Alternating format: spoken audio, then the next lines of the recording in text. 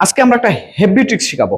শুধু একটা মিনিট সময় দাও, তোমার chemistry first paper second paper যতগুলো যৌগ আছে সবগুলো যৌগের সংকরণ তুমি বের করতে পারবা। আমরা যেটা মনে রাখবো, জৈব যৌগের ক্ষেত্রে আমরা কার্বনের যৌগ বা কার্যকারী মূলকের যে সংকরণটা বের করব, সেখানে শুধু একটা জিনিস আমরা জানবো, শুধুমাত্র মনে রাখবো সিগমা বন্ধন। সিগমা বন্ধন, সিগমা মানে কি? মোট কথা হলো যেটা সিগমা, যেটা সিগমা, সিগমা মানেই হচ্ছে সিঙ্গেল। সিগমা মানে কি? সিঙ্গেল। ওকে, সিগমা মানে সিঙ্গেল, আর কোনো কথা হবে না। সিগমা মানেই হচ্ছে সিঙ্গেল, আর সিঙ্গেল মানে হচ্ছে একক বন্ধন। সিঙ্গেল মানে কি? একক বন্ধন। আমরা দেখব কোন যৌগের মধ্যে কতটা করে সিগমা বন্ধন আছে, কতটা করে সিগমা বন্ধন আছে। শুধু এতটুকু মনে রাখবো, দ্যাটস এনাফ।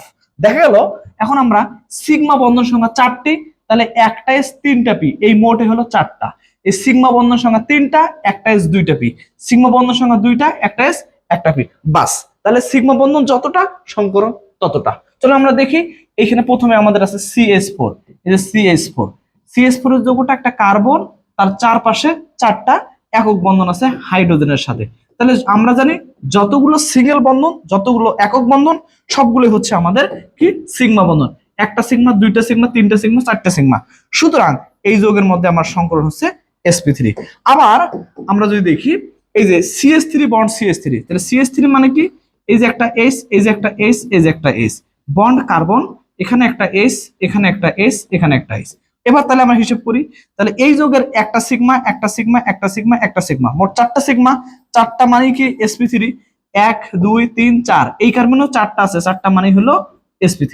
এরপর আমরা দেখো CH2 CH2, তাহলে C, এখানে একটা H, এখানে একটা S, double bond, double bond, এখানে একটা এস, এখানে একটা এস।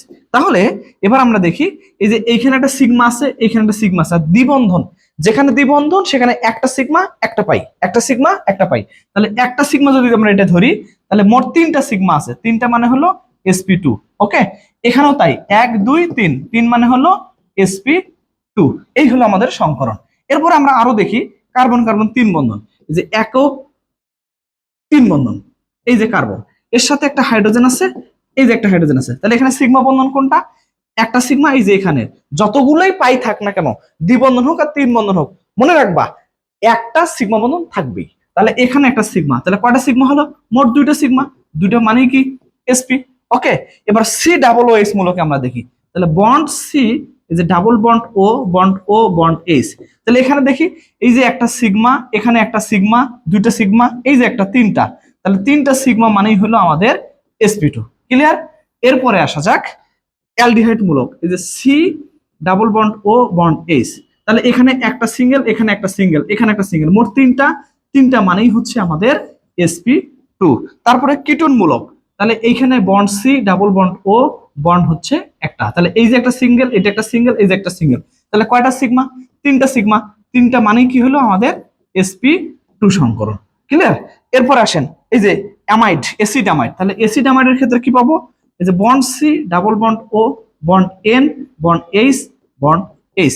আমরা যদি এখানে বের করতে চাই, তাহলে এখানে একটা সিগমা আছে, এখানে একটা সিগমা আছে, এখানে একটা সিগমা আছে, মোট কয়টা সিগমা পেলাম? 3টা সিগমা। তাহলে 3টা সিগমা মানেই হলো আমাদের sp2।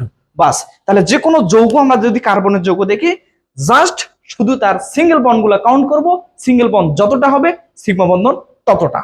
অর্থাৎ সিগমা বন্ধন যদি 4টা হয় sp3, 3টে হলে sp2, 2টা হলে sp। ক্লিয়ার?